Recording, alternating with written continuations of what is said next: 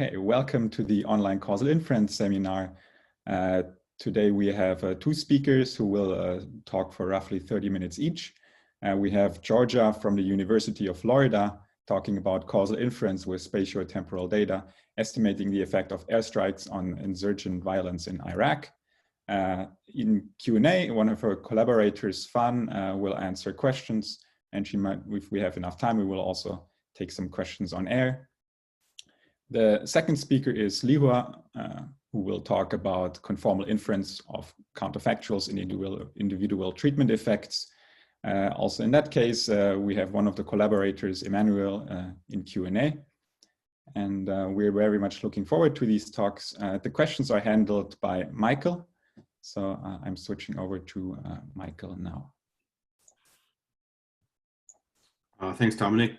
So as Dominic said, we're very lucky to have Fan Li and Emmanuel Candace today to help us with questions. So please submit your questions through Q&A, and we may ask you if you'd like to ask them live, in which case I'll ask you to raise your hand, and when we have time for questions, we will allow you to ask it live. So with that, I'm gonna switch it over to Georgia, who can, so Georgia, please begin when you're ready. All right, I'm gonna start sharing my screen. Oh. Okay.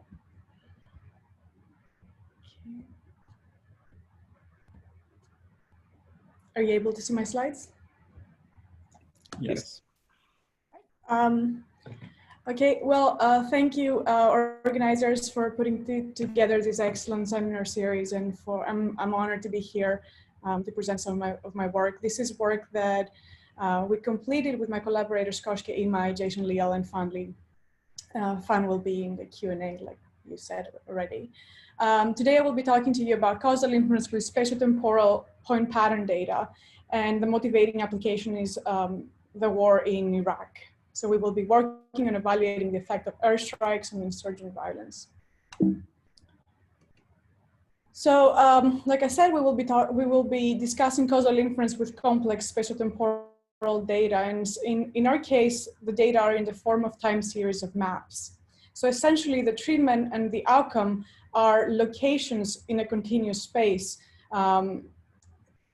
The methodological challenges that we will be addressing is the fact that spillover effects can occur from one location to any other location in the country. So treating one location in Iraq might lead to a change in insurgent violence in any other place in Iraq.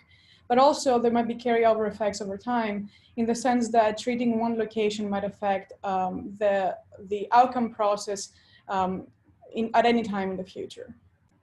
Another methodological challenge we have to face comes from the fact that the treatment and outcome are measured in a continuous space, and we have infinitely many locations that could be treated or could be the sites of outcome events. So the motivating application, like I said, is the war in Iraq. And in this war and other wars, airstrikes are often used as a principal tool for combating insurgency. However, in political science, there's a large debate about whether airstrikes actually work and reduce insurgent attacks. In fact, there have been researchers that have argued that airstrikes actually lead to an increase in subsequent insurgent violence. However, previous work has made at least one of the two assumptions. They have either considered an arbitrary discretization of space, so they have taken the map of Iraq or a map of interest and split it into regions. Or they have made implicit or explicit assumptions about the way treatment spills over other locations in space or carryovers over time. So our goal is to evaluate the effect of airstrikes on insurgent violence while addressing these challenges. And to give you an intuition of what our data look like I said, we have spatio-temporal point pattern data that we want to draw causal inference from. So our data are time series of maps from January 2007 to July 2008, and they are measured at daily intervals. So we have a time series of treatment locations, which is the top row here, and a time series of outcome event locations, which is the bottom row. So for every day, what my data are like, they're essentially sets of coordinates where the locations of that bombs were dropped, and also the locations of insurgent attacks. So we would like to evaluate the effect of a point pattern treatment on a point pattern outcome. So in the bottom, I'm showing you the locations of insurgent attacks for 2 different days in March 2008, and there are different shapes and colors there, and these are insurgent attacks of different types. I will return to this in the end of the talk, but there's more about that in the paper if you're interested. So again, essentially, we want to do causal inference that helps us first define what it means for a point pattern treatment to have an effect on a point pattern outcome, but also allows us to estimate this, taking into account that spatial spillover effects and temporal carryover effects can occur in unstructured fashion. So our contribution is the formalization of causal inference in the context of point process, treatment, and outcome. Like I said, we allow for these unrestricted spillover effects either over space and over time. And the fact that we deal with point patterns makes this work applicable to other settings and not just the settings of the political science setting that I'm discussing here, but also situations like disease outbreaks and crime incidents where the location of events are geocoded and we have our data in the form of coordinates, essentially. The key idea is that of stochastic interventions. So instead of defining estimands and estimating quantities when everybody is treated versus when everybody is controlled, we use the idea of stochastic intervention that has been applied in other parts of causal inference. And instead of setting the treatment to a specific level, it sets the distribution of treatment. So essentially, we will be using stochastic interventions that represent distributions of treatment point patterns or distributions of airstrikes. Under these stochastic interventions, our estimands represent the expected number of insurgent attacks we would observe in a region. And we can use this stochastic intervention framework to evaluate what happens, what would be the change in insurgent violence if we could change the number of airstrikes, so change the dosage of airstrikes, while keeping the airstrike spatial distribution the same. What would happen when we change the spatial distribution of airstrikes, but keep the number of airstrikes the same? But also, it can help us evaluate interventions that take place over multiple time periods, and specifically helps us evaluate lagged effects of airstrikes on insurgent violence. For estimation, we propose an estimator that is a combination of the IPW estimator and spatial kernel smoothing. We rely on modifications of the classic overlap and unconfoundedness assumptions to the case of a single time series of point patterns. And we show that our estimator is consistent and asymptotically normal. In the paper, we have an extensive simulation study and empirical application results. I will show you some of these results today. So I'm gonna stay on this slide for a little while because this is going to be our notation, and since we're dealing with point patterns, this is going to be probably the most complicated slide. So we use T to denote the total number of time periods. So in our case, that is about 500 days from January 2007 to July 2008. Omega represents the set of locations that can be the sites of treatment or outcome events. So here, Omega, you can think of Omega as the collection of coordinates that belong to the territory of Iraq. For the treatment variable, we use W to denote treatment, and we use the subscript T to denote the treatment at time T. Now, since our data are point patterns, we have to think of what was the treatment at each location S of Omega. So at each coordinate set that belongs in Iraq, we consider WTS to be 0 if that location was not bombed, and WTS to be 1 if that location was bombed at time T. WT represents the collection of the location-specific treatments. So you can think of WT as the map of Iraq that is 0 almost everywhere, and it's equal to 1 only at a finite number of locations, and those locations correspond exactly to the bombed locations. So WT is the whole surface of Iraq with the bombed locations flagged. Now, S, we use the notation S to denote the set of treatment active locations. So here S is essentially a set of coordinates, the coordinates that were bound at that time point. So following the classic notation in longitudinal treatments, we use the overbar to denote the observed history up to, or the history up to time point T, and we use small letters to denote realizations over random variables. So we can use similar notation for the outcome variable. Remember that the outcome variable is also a point pattern in our setting. So for example, YTS is equal to 0 if location S was not the site of an insurgent attack at time T, and it's equal to 1 if it was the site of an insurgent attack. And SYT is essentially the set of coordinates where insurgent attacks happened at time point T. And we refer to these as the outcome active locations. Now for each possible treatment history realization, we can consider one potential outcome, a potential outcome YT, WT. So now we have a different set of locations that would be the sites of insurgent violence had airstrike strategies been W1, W2 up to WT. And of course, we assume that the observed outcome is the same as the potential outcome under the observed treatment. So this is the common, consistency or whatever you want to call it, assumption in causal inference. We also allow for time varying confounders that we denote as X, and we follow similar notation with the overbar, for example, representing the history of all the whole history of the time varying confounders up to time point T. So like I said, the key idea in our development is that of stochastic interventions. So stochastic interventions can be thought of as distributions of the treatment. So we are not going to be evaluating the effect of treating everyone versus treating no one, like how it's common in causal inference, because we have point pattern data. Instead, we will be thinking about average potential outcomes when the treatment was assigned with respect to a certain distribution. So this distribution is this stochastic intervention. And you can consider any distribution of point patterns here that is believed to be reasonable in your setting or is of interest in your setting.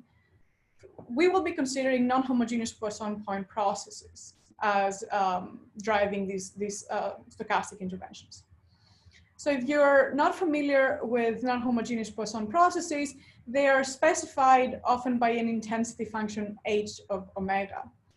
So h of omega drives both the number of events that you would observe that would be expected under this distribution, but also the spatial distribution of those events. So if you think of the integral of h of omega over a set, that represents the expected number of points under your intervention, and then the relative magnitude of h for different regions represents how more likely a certain region is to be treated compared to another. So an example is the one I show you here in the bottom, where both of these intensities specify the same expected number of airstrikes, but have different spatial distribution. In fact, the one to the right focuses a lot more near this X point than the one to the left. So even though those two distributions have the same expected number of airstrikes, the one to the right will assign treatment patterns that are more concentrated near X than the one to the left. So it's under these interventions that we will be defining causal estimands. And our causal estimands will represent the expected number of outcome active locations, outcome active events within the region had we followed the given intervention, the stochastic intervention at the previous time point. So to walk you through this definition, YT WT minus 1 represents the potential outcome we would observe had the treatment been as observed up to time point T minus 1, but at the last time point, we had assigned treatment according to our stochastic intervention. And this N of B represents a count of the number of outcome active locations we observe within B. So essentially, this N over bar B of T represents what is the expected number of insurgent attacks we would observe in a region B of Iraq had we intervened at the last time point and assigned treatment according to f of h. We can average this quantity over time, and we can compare this expected number of outcome active locations for two different interventions. And by doing this, we actually, this quantity represents, this tau of B represents what is the difference in number of insurgent attacks we would expect to see in region B of Iraq had airstrikes been assigned according to H prime versus H double prime. So this tau of B represents exactly the causal effect that is the target of our inference, represents a causal effect for any region B in Iraq. Now, these are interventions, these are causal estimates that I define for an intervention that takes place over a single time period, and that's like the last possible time period. So here I'm counting number of insurgent attacks in the region B at time t had I intervened at the exactly previous treatment. But we can also think about interventions that take place over multiple time periods. So here we can think about an intervention that the last time period is assigned according to intensity H1, 2 time periods ago according to intensity H2, and m time periods ago according to intensity Hm. And we can similarly define expected outcomes and causal effects for interventions over multiple time periods. The good thing and the useful thing about defining effects for multiple time periods is that if we fix the first m-1 intensities to be the same, but vary the intensity of m time points ago, then we can use this, the causal effect tau of B to estimate lagged effects of treatment, as we will see also later. So like I said in the beginning, in order to perform estimation, we need to modify the unconfoundedness and overlap assumption to the setting of a single time series of maps. And our unconfoundedness assumption is related to the non-anticipating assumption of Boginoff and Shepard, and says that the treatment assignment at time t only depends on the observed history and on none of the potential values for both the outcome and the covariates. So the fact that we have to include the covariates here is because we have a single time series that we're trying to make inference on. So we do not have IID replicates of time series. We have a single time series. So this complicates our unconfoundedness assumption. And based on this assumption, we can define the treatment assignment process in the observed world in terms of this propensity score, which is a distribution of treatment at time t, defined through a density here, given the observed history. So these are, we can consider the distribution of treatment at time t, given previous treatments, previous outcomes, and previous values of time varying confounders. Now our overlap assumption is considerably simpler and says that any treatment that is possible under a stochastic intervention is also possible to be observed observed. So essentially, we cannot evaluate interventions that assign treatment active locations in a way that could not have been observed in the real world. All right, so now that we have defined our estimates, we have our causal assumptions, we can proceed with estimation. So in order to do estimation, we define an outcome surface. So for every omega in omega, we define this value for our estimator, where I'm gonna walk you through this part by part. The summation on the right-hand side is over all the locations that were the locations of insurgent attacks at time t. This K of B is a kernel, your favorite spatial or your favorite spatial kernel with bandwidth B. So this summation over here represents the spatially smoothed outcome. So if you think of your outcome surface at time t as the map of Iraq, where the locations of insurgent attacks were flagged with an X, this summation on the right substitutes those X's with little hills around, around that location. So these values are higher for locations omega near the observed locations of insurgent attacks. And then essentially this summation to the right creates this continuous surface on omega, on the geography of interest, and we reweigh this whole surface according to a classic IPW weight, where in the denominator we have the propensity score, and in the numerator we have the density of the observed treatment in this under a counterfactual stochastic intervention. So now these YT for every, if you take YT hat for every omega, this is a continuous, and as long as your kernel is also continuous, this is also a continuous surface over omega, which if we integrate this over any set B, any region B in Iraq, we can use that to estimate the number of outcome active locations in that region. So this is our estimator, which gives rise to the temporally averaged estimator for the number of outcome active locations in a region. And we can compare, and we can essentially, in order to estimate the causal effect, we can take differences of this temporally averaged estimator for different interventions f of h. Now we have extended this estimator, of course, to interventions over multiple time periods. We showed that this estimator is consistent asymptotically normal, and without additional assumptions, though, you cannot use this asymptotic distribution to draw inference. So instead, we have provided a consistent estimator for an upper bound of the variance.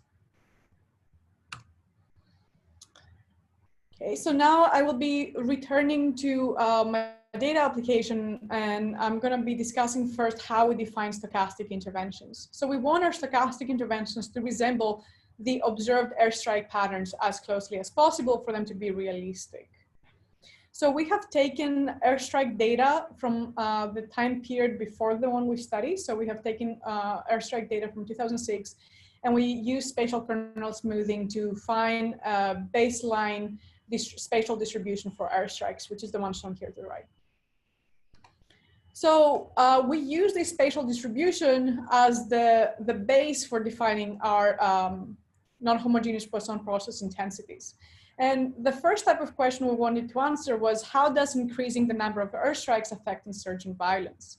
So by defining our stochastic intervention in this fashion as C times phi of 0, we can vary C in order to say how much does changing the dosage of airstrikes affect insurgent violence while keeping the spatial distribution of airstrikes constant. We can also consider these types of stochastic interventions over multiple time periods, and specifically for the m-1 time periods, we consider interventions that are constant and equal to phi of 0, but we vary the number of airstrikes at m time points ago. So these types of interventions allow us to evaluate how long does it take for the airstrikes to have an effect on insurgent violence. We can also shift the prioritization of certain locations. So like I showed you in the beginning, we define stochastic interventions that increasingly focus in the area around Baghdad while keeping the number of airstrikes fixed. So essentially those interventions answer the question, if the number of airstrikes per day are constant, does changing the spatial distribution of airstrikes affect insurgent violence?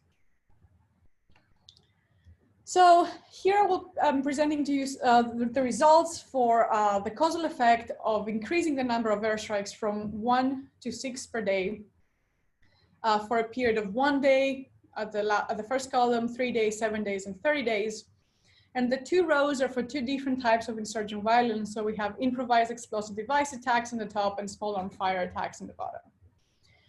So wherever you see red, that implies that increasing the number of airstrikes leads to an increase in insurgent violence in that area. So what we see here is that increasing the number of airstrikes for 3, 7, or 30 days mostly leads to an increase in the number of insurgent violence. So if anything, these results show that increasing airstrikes actually not only do not reduce insurgent violence, but also lead to an increase in insurgent violence. And that insurgent violence seems to be concentrated around Baghdad and Mosul, which is a city in the north, and the highway that connects them. Georgia, you have about 5 minutes left. Perfect, thank you.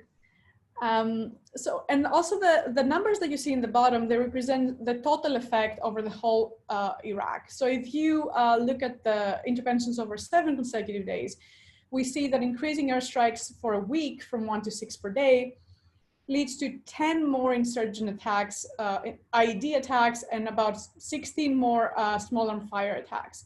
And considering that there is on average about 30 IED and 30 small arms fire attacks a day, this is an increase of 33 to about 50%. So these are substantial increases in insurgent violence. Now we also use our methodology to evaluate the how long it takes for airstrikes to have an effect on insurgent violence. And these results show the effect of increasing the number of airstrikes from 1 to 1, 2, 3, 4, 5, and 6 on the x-axis per day for a period again of 1, 3, 7, 30 days.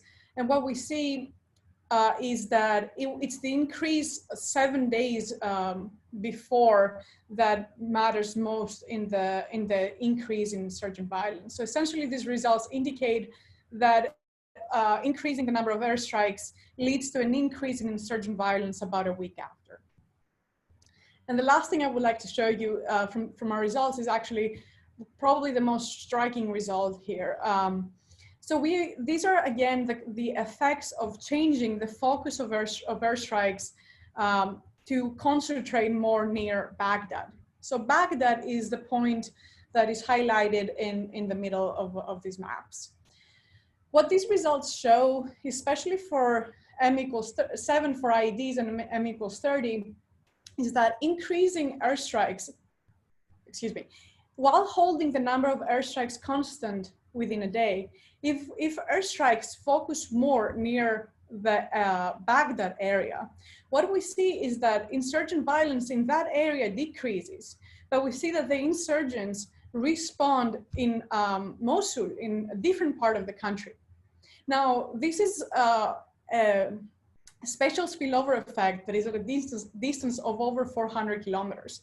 So essentially, we are able to identify that increasing airstrikes in one area will actually lead to a displacement of insurgent violence.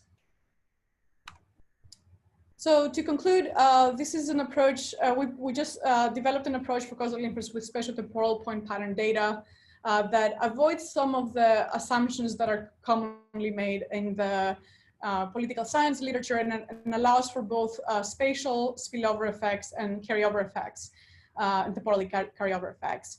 The key idea was that of stochastic intervention, that we consider estimands that represent quantities under a treatment distribution rather than under a fixed treatment level. And it can handle the fact that we have infinitely many possible locations that can be the site of airstrikes. Our estimator combines spatial smoothing with IPW weights. And we use this approach to evaluate the effect of airstrikes on insurgent attacks. And we were able to identify both the scale of temporal carryover effects, but also identify the unstructured spatial spillover effects.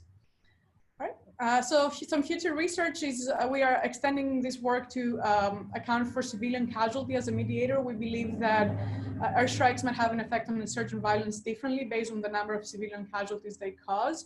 But also we want to compare airstrikes compared to alternative strategies to combat insurgency. Thank you. So I can take some questions. Sure, maybe just one quick question. So one of the questions that came in is, what if armed strikes are targeted at areas where it is expected to be, where there are expected to be insurgent attacks in the future? Is this method robust to this? So that would be, that's the question, is like, is unconfoundedness violated in this context?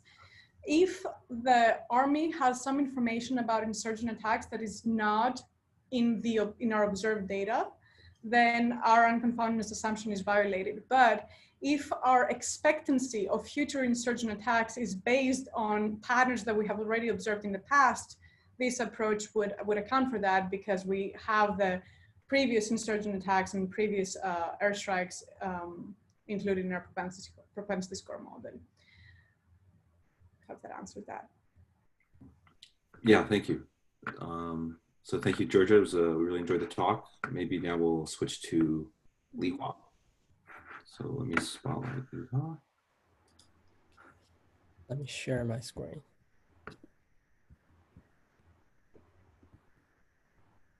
Does that look good? Yeah. Yep. Great. So shall I start? Yeah, go ahead. Thanks. Great. So thanks the organizers for invitation. And it's my great pleasure to present a recent work on conformal inference and causal inference. And this is a joint work with my postdoc advisor, Professor Emmanuel Candace. So the goal of this talk is on the inference of individual treatment effects. And to do this, we will consider the potential outcome framework, where we use T to denote a binary treatment, Y1, Y0 to denote potential outcomes, and X to denote a generic covariance. So in fact, our method can be extended to other causal inference frameworks like causal diagrams or invariant prediction. But in this talk, I will stick to this. So given the potential outcomes, we can define the individual treatment effect as Y1 minus Y0. So this is a random variable in principle. So our goal here is to find interval estimate C hat that cover this ITE with probabilities at least, say, 90%. And that means for a subject in the study, because only one of her potential outcome is missing, then we only need to make inference on the missing counterfactuals. But for subjects not in the study, both of her potential outcomes are missing. In this case, it's more challenging because we need to make inference on both counterfactuals. And that's something we call pure ITE inference in this talk. So of course, this individual treatment effect is not a new topic, and it's been a hot topic for a while. And there has been a lot of brilliant work on this topic. And for most of them, their inferential target is Kate, which is defined as the conditional expectation of ITE. So although Kate has a lot of advantages and merits, and there has been tons of methods on that, but at least in some scenarios, especially in those high stakes, sensitive, and highly individualized decision problems, Kate may be problematic. And here's an illustration. So here we have 3 scenarios with the same Kate. Well, in the first one, everybody get a positive effect. Well, in the last one, only 20% of them get a huge positive effect, while all the others have negative effect. So if we're using Kate, then we cannot distinguish the 3 scenarios. But clearly, if we know this, we should recommend the treatment for the first, while not recommend it for the last. So I hope this will convince you that at least in some applications, making direct inference of ITE is important and valuable. So throughout the talk, we will make 3 assumptions that are pretty standard in the literature. They are the superpopulation and the suitable and also strong ignorability. So with all that, let's start with the counterfactual inference. So just consider a testing control unit. And by definition, we can observe her Y0. So suppose we can get a C1 hat that covers Y1 with probability at least 90%. Then by contrasting the C1 hat and the observed Y0, we got an interval that covers ITE with the correct coverage. So similarly, we can do that for the treated units. And then we can define a ITE interval for the treated units and control units. And because they have the right coverage under both treated group and control group, so unconditionally, we achieve our goal. So in other words, our task reduced to this. And equivalently, we want to find a C1 hat as our interval estimate that covers Y1 with probability at least 90%, where X and Y1 are drawn from this distribution, conditioning on the control group. And this distribution can be further decomposed as a part on X times the part on Y1. And due to the strong ignorability, we can simplify the part on Y1 by removing T. So this is our target distribution. But what we have are the observed treated units, which are IID samples from another distribution. And what we have is this red one, while what we want is this blue one. They have the same conditional distribution, while they differ in the covariate distribution. So this is a problem called covariate shift. And just to rephrase our goal, we're going to use IID samples from the red distribution to construct this interval estimate that has the right coverage under another blue distribution. And here, by definition, this covariate shift equal to this likelihood ratio. And using a simple Bayes formula, you can show that this is proportional to 1 minus EX over EX, where EX is the propensity score. Okay, that's pretty much about the causal part of this talk. And then let's get to the conformal part of this talk. And conformal inference is a generic machinery to generate valid predictive intervals in finite samples without any asymptotics, under no assumption other than the exchangeability of data. So this magical tool was initially proposed by Vovk in 1990s, and then it's developed by him and his colleagues. And over the past decades, a group of brilliant statisticians also brought this conformal inference into statistics. And in this talk, because of this covariate shift, we no longer have IID data or exchangeable data. So we will use a variant of this conformal inference. And in particular, we will use the weighted split conformalized quantile regression. And here, the weighted part comes from the Barber, Candace, Ramdas, and Tipshani paper, while the quantile regression part comes from this Romano, Patterson, and Candace paper. So both are brilliant, and we will use their tool. So let me illustrate this procedure. So this procedure will start splitting the data randomly into two folds. And then on the training set, it will fit the 5 and 95 percentile of Y1 given X, using any quantile regression method you like, parametric or non-parametric. Then it will apply this estimate on the calibration set. So now you got two curves. And then it will calculate the sign distance. So to get this sign distance, you first calculate the distance between each point to one of these two black curves, which is closer. And then we give it a plus sign if it is outside this envelope, and a minus sign if it is inside. So once we do this, we get a bunch of sign distance, and here's the histogram. So the classical conformal inference will directly work on this, but for our purpose, we will reweight it. And for each sign distance, we will reweight it by a weight that can be computed using the covariate shift function. So here, the exact formula of this weight is not important. And what's important here is that once we get this blue histogram, we are gonna find the 90% quantile of this histogram. And finally, we output C1 hat as this two quantile estimate plus and minus this cutoff. So this C1 hat is the output of the weighted CQR. So what's the property of this? And it turns out that this has very strong theoretical guarantee. So in the first scenario, let's consider the case where we know propensity score exactly.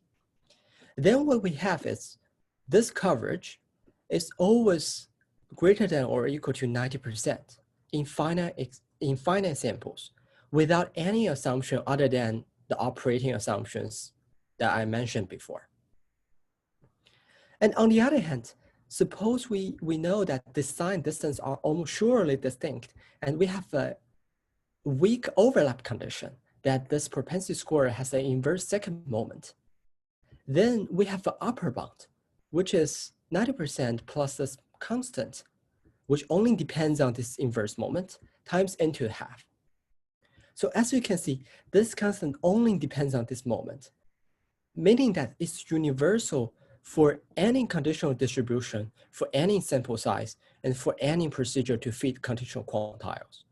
And actually, this holds for the whole theorem, for both the lower bound and upper bound. So in other words, if we treat this procedure to fit conditional quantiles as a black box, this weighted CQR is wrapping around the black box. And it can always produce trustable confidence intervals of Y1. So this theorem is applicable to completely randomized and stratify experiments with perfect compliance so that we can know this propensity score exactly. But in general, in observational studies, we don't know that, and we have to estimate it. So here, if we plug in an estimate, then we will know that this coverage will be approximately 9% if either the propensity score or the conditional quantiles are accurately estimated. So this is very similar to the double robustness for average treatment effect in terms of the consistency of it, in the sense that we only need to know either the treatment assignment mechanism or the outcome generating process. So that's about the counterfactual inference. And given that, we can move on to the pure ITE inference.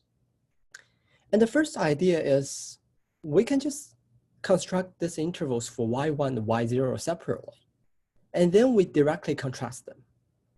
So if we apply Bonferroni correction, then we have theoretical guarantee because each of them covers with coverage 95%. So we got 90% coverage for the ITE. But it turns out that this method tends to be conservative in practice.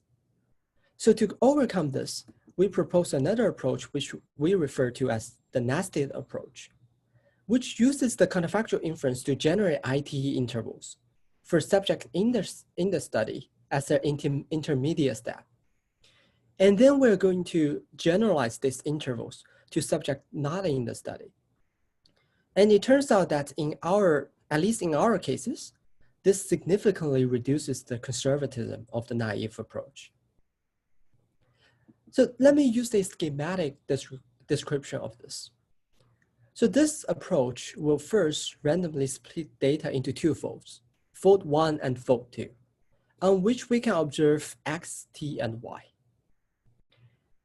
And then we have a hypothetical target population, or their testing points, on which we can only observe X. So both potential outcomes are missing here.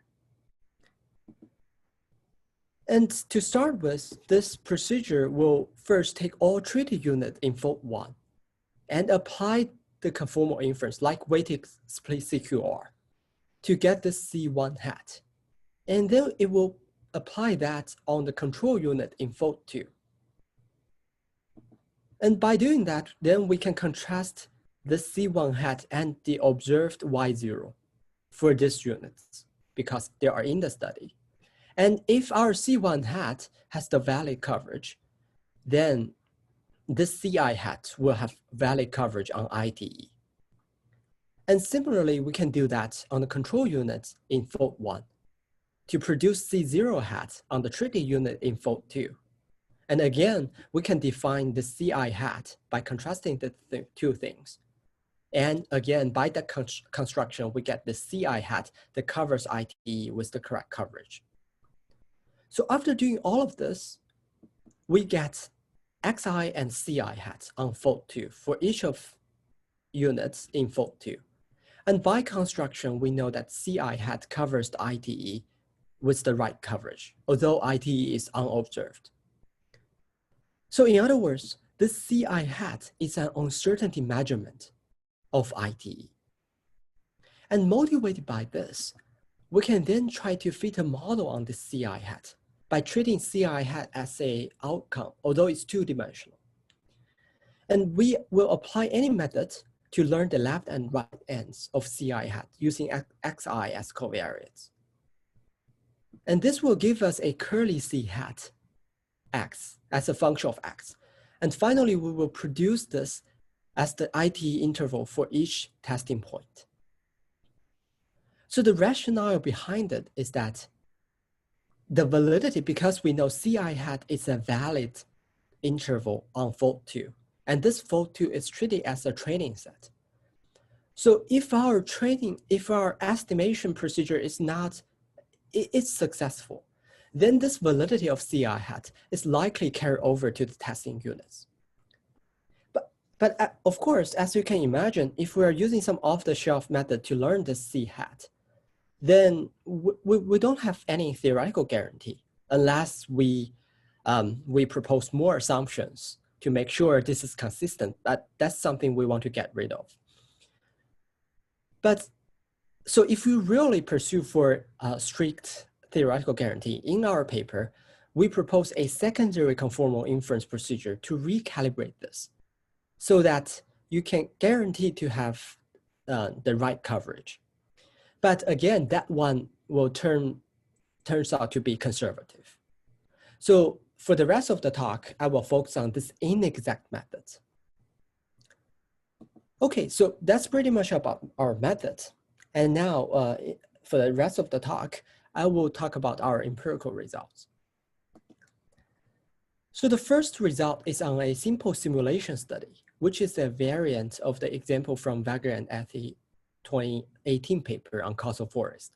So here I will just give you a very short description of that. So roughly speaking, we generate X as multivariate Gaussian with either independent or correlated features. And the dimension is either 10 or 100. And for simplicity, we will set this Y0 to be always equal to 0. So in other words, in this case, the IT inference reduced to counterfactual inference. And then we generate Y1 with a smooth mean that depends on X1 and X2, only two variables. And the variance can be either homoscedastic or heteroscedastic. But again, it's a smooth function in the second case. And finally, the propensity score is generated with sufficient overlap. And also it depends on X1 smoothly. So here you may wonder that this looks like an oversimplified simulation.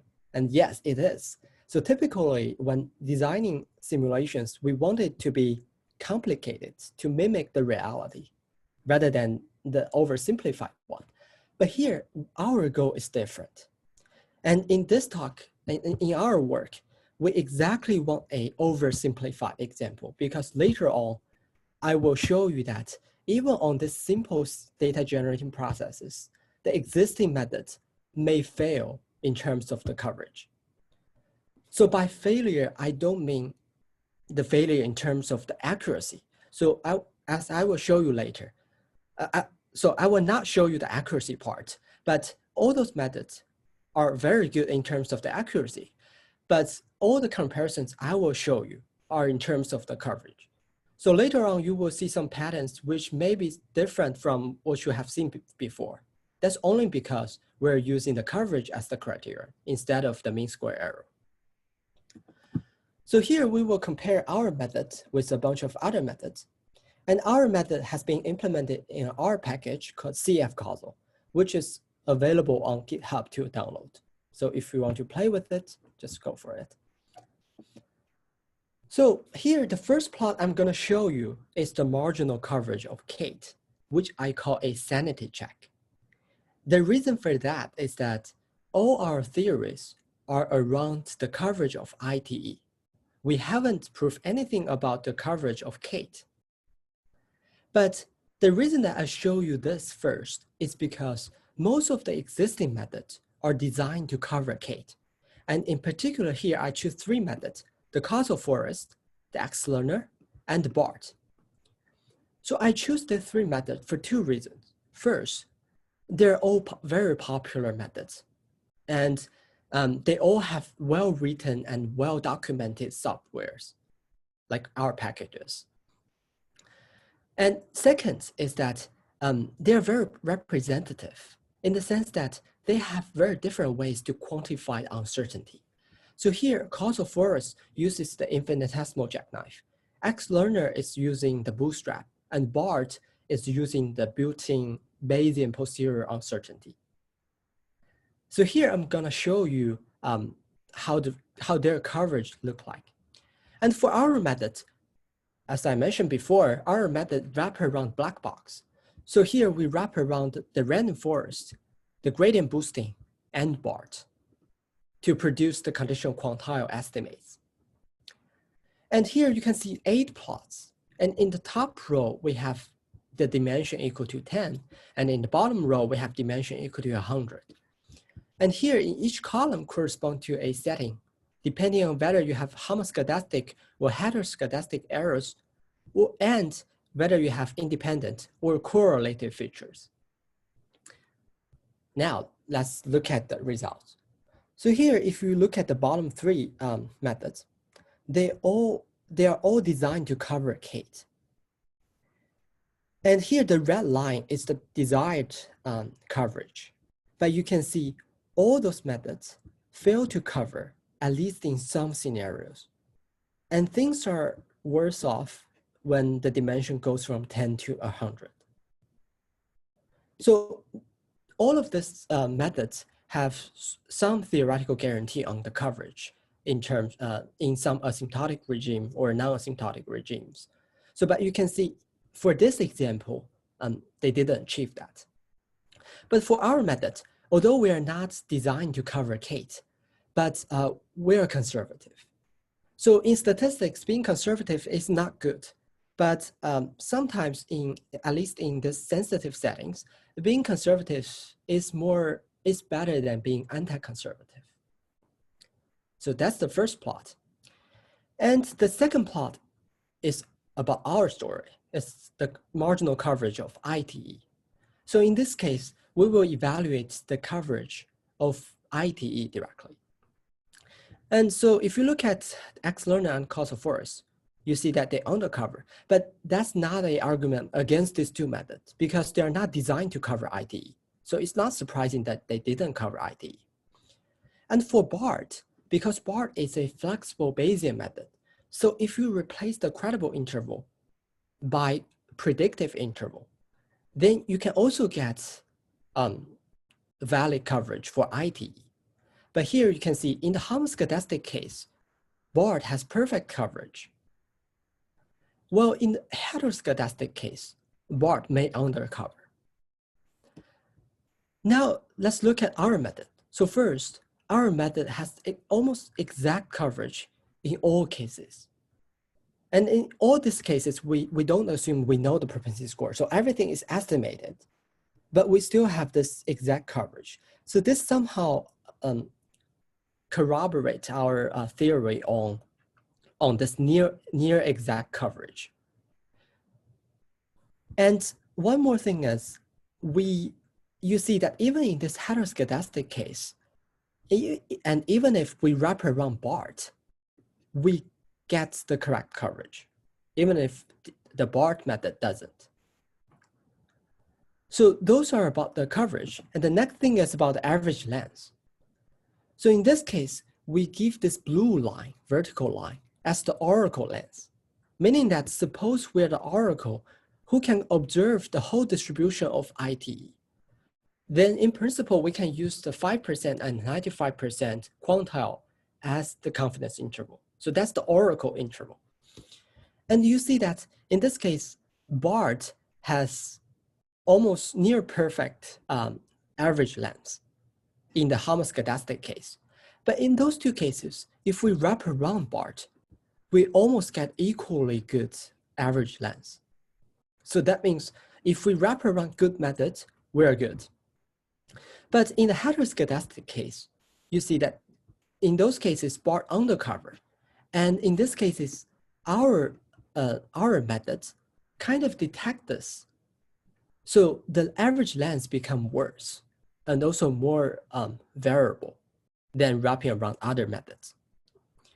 And over all scenarios, we see that if we wrap around gradient boosting and random forest, they look very good. And one more thing is this external and causal forest, you see they have very short intervals, but that's because they own the cover. So that's about the marginal coverage and average length. And the final thing is, what about the conditional coverage?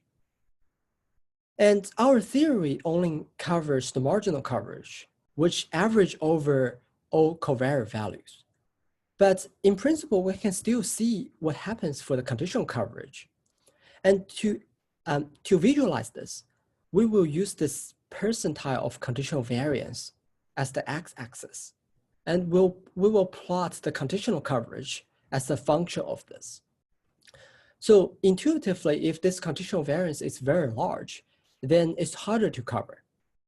Now you can see, first, for causal forest and x-learner, because their overall coverage is low, so here their conditional coverage is also low. But for BART, if you still remember, here, although BART on the cover, but it's not that severe.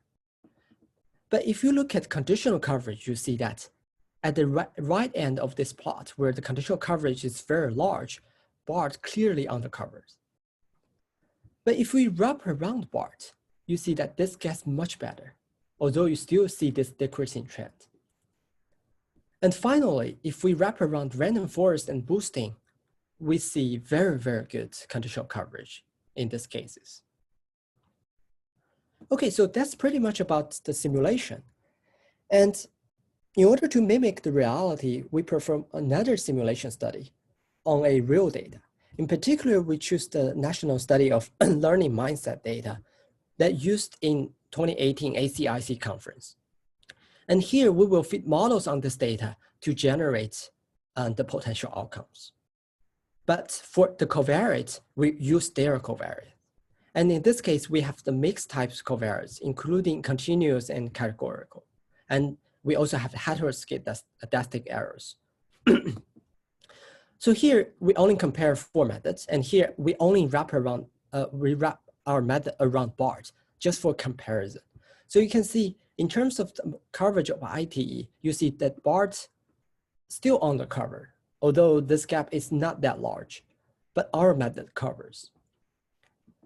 And in terms of the length, you see that our length is not much longer than BART, even if BART is undercovering. And also here, the blue line again is the oracle length. But now you see a much larger gap compared to the previous setting. That's because in this setting, both Y1 and Y0 are non-zero. So in this case, we can never get the oracle length because Y1 and Y0 can never be observed simultaneously. So even the best method should have some gap from this blue line. And finally, about the conditional coverage, you see a very similar pattern as the previous study. And here, our method has a pretty good conditional coverage in terms of both, if we stratify against both Kate or conditional variance. Okay, so to conclude, in this talk, we propose a conformal inference of counterfactuals and individual treatment effects. And we found it's very reliable in the sense that for randomized experiments, we achieve near exact coverage in finite samples with any black box. And for observational studies, we have doubly robust guarantees of coverage. And finally, just a little piece of advertisement of my JSM talk next Wednesday. So if we have questions, then just come to my talk. That's just a contributed paper. So I will not give a live talk, but fortunately I will get a 4-hour long time window for Q&A.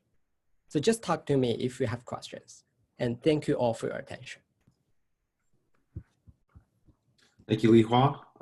So we have a few questions. The first is Pang Ding. So I'm going to unmute Pang now.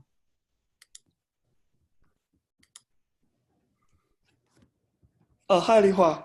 Hi, Paul. Thank you for the wonderful talk. I have a question about the more fundamental issue because my understanding of individual treatment effect is challenging because we don't know the correlation between the potential outcomes Y1, Y0 based on the data because that's fundamentally beyond what we have. That's why usually we think ITE is too difficult. Yeah. But here, since the correlation between the potential outcome does not play any role in your method, or does it play any role even in the simulation? For example, you can simulate Y1 and Y0 and randomly permute the column of Y1 or Y0. It will preserve the same marginal distributions, but it will change the correlation. How would the simulation change? Or I just didn't get this point. That's a great question. So first, as you can see, so we can always take the worst case combination of these two intervals.